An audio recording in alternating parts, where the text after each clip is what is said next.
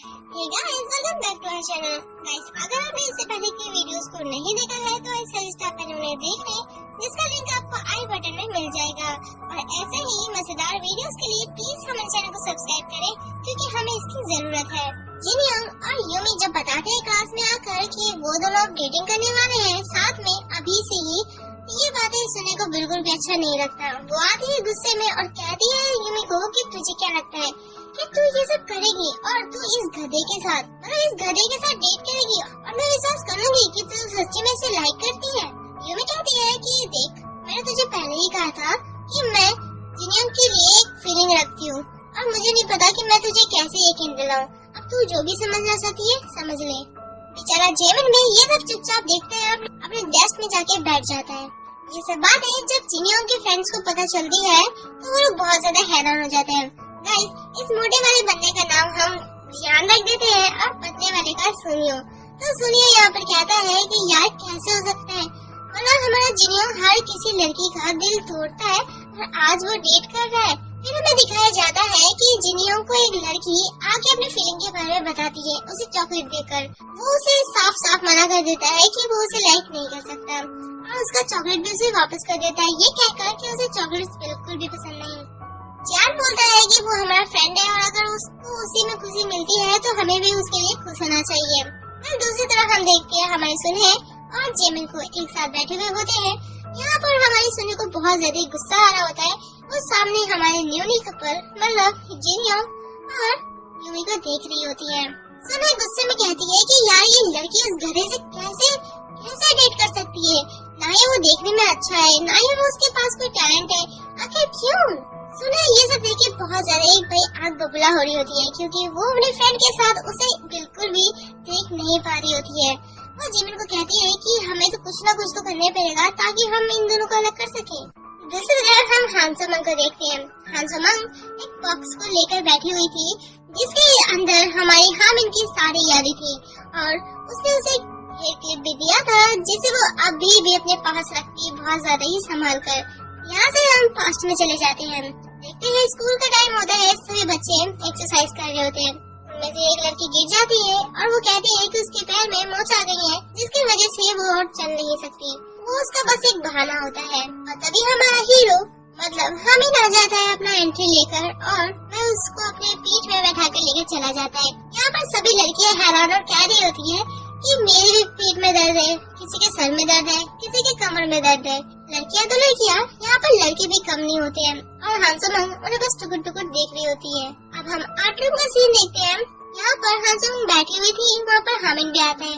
वो कहता है कि यार कब तक मुझे ऐसा ही अच्छे बनने का नाटक करना पड़ेगा। हानसोमंग कहती है तुम अच्छे बनने का नाटक करते क्यों। वो कहता है कि क्योंकि मैं क्लास का प्रेसिडेंट हूँ और मुझे ऐसा करना ही पड़ता है ना चाहते हुए भी। हामिद उसके पास आता है और कहता है कि कहीं न कहीं तो तुम भी जल रही थी, है बात सही बोल रहा हूँ ना मैं। वो कहते हैं नहीं, ऐसी बात बिल्कुल भी नहीं है यार, सच्ची में ना तुम्हारे दो चेहरे जो तुम लोगों के कुछ और दिखाते हो और मेरे सामने कुछ और दिखते हो। हामिद को उसके भाई का फोन मतलब जिमिन का फोन आता है और वो उससे बात कर रहा होता है। उन दोनों भाई को एक साथ बात करते हुए देखती हमें हानसोमंग कहती है कि सच्ची में ये अपने भाई को बहुत ज्यादा प्यार करता है।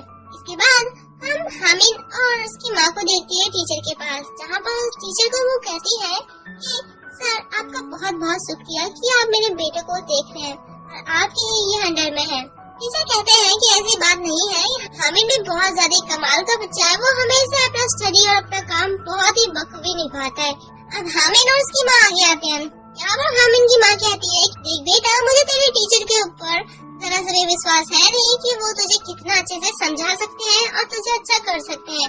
तुझे सिर्फ एक चीज में फोकस रखना है, तुझे बहुत ज्यादा अच्छे ग्रेड्स लाने होंगे। ऐसा बोलकर उसकी माँ चली तो जाती है, बट हामिद को इस बातों से बहुत ज्यादा तकलीफ होती है।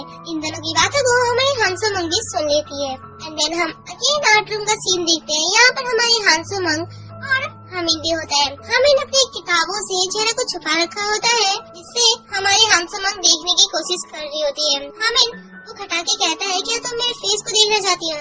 हाँ वो तो बहुत ज्यादा सुंदर है, इसके तो हर लड़की दीवानी है, तुम क्यों नहीं हो सकती। वो कहती है कि ऐसी बात नहीं है समझे। वो कह रहा है कि मुझे सब पता है कि लोग क्या सोचते हैं। हांसमंग अब पेंटिंग करना स्टार्ट कर देती है, बट उसके जो आगे के हेयर्स होते हैं उसके आंखों में आ रहे होते हैं, जिसकी वजह से उसे प्रॉब्लम हो रहे होते हैं। हामिन कहता है कि तुम चाहती हो कि मैं तुम्हारी हेयर कट कर दूं। वो कहती है नहीं रहने दो, बट फिर भी हामिन उसे लेकर बैठ जाता है और उसकी हेयर कट करना स्टार्ट कर देता है। हामिन कहता है कि तुझे घबराने की कोई भी ज्यादा जरूरत है नहीं, क्योंकि मैं जब यंग था ना तो मैं अपने फ्रेंड्स का हेयर कट करता था। हांसमंग पूछते हैं कि आगे तुम तब कितने साल के थे जब तुम हेयर कट करते थे। वो कहता है 7 साल का। सीरियसली, मतलब 7 साल में कोई यंग कैसे हो सकता है। हांसमंग चौंक जाती है। वो कहता है कि हीरो मत यार, इससे तुम्हें भी चोट लग सकती है और मुझे भी मत डराओ, और सीधे सीधे बैठ जाओ, मैं अच्छे ही काटूंगा। फिर फाइनली वो बहुत ज्यादा मेहनत करके उसकी हेयर कट कर देता है, और जब उसे आईना देता है हांसमंग आंखें खोलते ही हामिन की आंखों में डूब जाती है। जब उसे होश आता है कि वह उसकी आंखों को नहीं आईना को देखना है, तो वो आईना को देखती है, बहुत ज्यादा जोरों से चिल्लाती है, क्योंकि हामिन ने उसके बालों को बुरा खराब कर दिया होता है। इतने छोटे कौन काटता है। हामिन कहता है कि ऐसे क्यों चिल्ला रही हो, तुम तो बहुत ज्यादा प्यारी लग रही हो, और मुझे लगता है कि ये जो हेयर कट है ना मैंने बिल्कुल परफेक्ट काटा है। बट हांसमंग को ये हेयर कट बिल्कुल भी अच्छा नहीं लगता। हांसमंग क्लास में बैठी हुई होती है। हामिन आता है, उसके आगे वाली डेस्क में एक लड़का बैठा हुआ होता है, जिससे वो कोरियन नोट बोरो करता है। हामिन अपनी सीट में जाके जब बैठता है तो हांसमंग देखती है कि उसकी टेबल पर हामिन ने एक हेयर क्लिप रख दिया होता है, जिसे देख के हांसमंग बहुत ज्यादा खुश हो जाती है। फ्रेंड का सीन देखते हैं। हांसमंग जा रही होती है अपने फ्रेंड से बात करते हुए। एक लड़की उसे देखती है और कहती है कि तुम हांसमंग हो ना। वो लड़की दरअसल हांसमंग को स्कूल टाइम में बुली करती थी। हांसमंग को कहती है टोन मारकर कि तुम पहले जैसे थी अभी भी बिल्कुल वैसे ही हो। हांसमंग भी कम नहीं थी। वो कहती है हम कोई रिश्तेदार है नहीं जिससे मैं तुम्हारे साथ बातें करूं और हेलो हाय करूं। वो लड़की भी चली जाती है। जेमिन और हांसमंग को एक साथ देखते हैं। जेमिन फाइनली आ चुका होता है उसका मॉडल बनने के लिए, ताकि हांसमंग अपनी पेंटिंग को कर सके। यहाँ पर हांसमंग उससे पूछती है कि आखिर तुम्हारे क्लोज फ्रेंड है कौन। वो कहता है यूमी, सुनहे, होजुन और योंगशब। फिर वो पूछती है कि इनमें से तुम्हारा सबसे अच्छा फ्रेंड कौन है जिसके साथ तुम अपनी हर परेशानी को शेयर करते हो।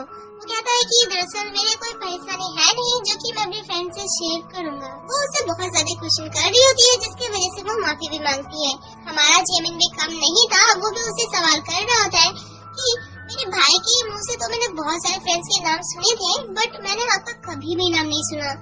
कहती है कि हाँ शायद नहीं सुना होगा क्योंकि हम दोनों सीक्रेट फ्रेंड थे। वो कहता है कि सीक्रेट, सच्ची में ऐसे ही था क्या। और देन हमें यहाँ फिर से फ्लैशबैक का सीन दिखाया जाता है।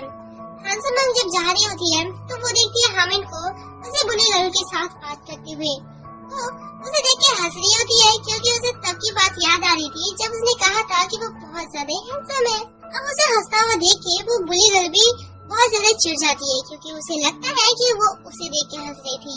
हांसमंग जब क्लास में बैठी हुई होती है, वो बुली गर्ल्स अपने पार्टनर को लेके आती है और उसे बुली करती है और कहती है कि तुम आके मेरे ऊपर हंस क्यों रही थी, क्या तुम खुद को बहुत ज्यादा सुंदर समझती हो। अच्छा चलो हम तुम्हें आज हंसा ही देते हैं। और सीजर से उसके हेयर को काटने जा ही रही होती है, तभी वहाँ पर हामिन आ जाता है। हामिन कहता है कि तुम लोग क्या कर रहे हो, तुम लोग इसे बुली कर रहे हो। वो बुली गर्ल्स की लीडर कहती है कि तुम ये बात बोल के मुझे तकलीफ दे रहे हो, तुम क्या इसके साथ ले रहे हो। वो कहता है कि ऐसी बात नहीं है, मैं इसलिए तुम्हें कह रहा हूँ क्योंकि तुम्हारे लिए ये ठीक होगा, तुम लोग किसी को ना बुली करो तो। और वैसे भी मैं इस लड़की को जानता ही नहीं। हामिन की ऐसी बातें सुन के हांसमंग को बहुत ज्यादा तकलीफ होती है। लंच के टाइम में हांसमंग जाती है आर्ट रूम में, और आर्ट रूम में जाकर वो फिर से पेंटिंग कर रही होती है। वहाँ पर हामिन आता है, कहता है कि एक आर्टिस्ट के हाथ में चोट लगना ठीक नहीं होती है। दरअसल उसके हाथ में तब चोट लगी थी जब वो बुली गर्ल उसे परेशान कर रहे थे। उसके हाथ से कैंची गिरकर हांसमंग के हाथ में लग गई होती है। वो उसे क्यूट सा एक बैंडेज भी करता है, जिससे यहाँ पर हांसमंग बहुत ज्यादा हैरान हो जाती है। और देन यहीं पर हमारा ये पार्ट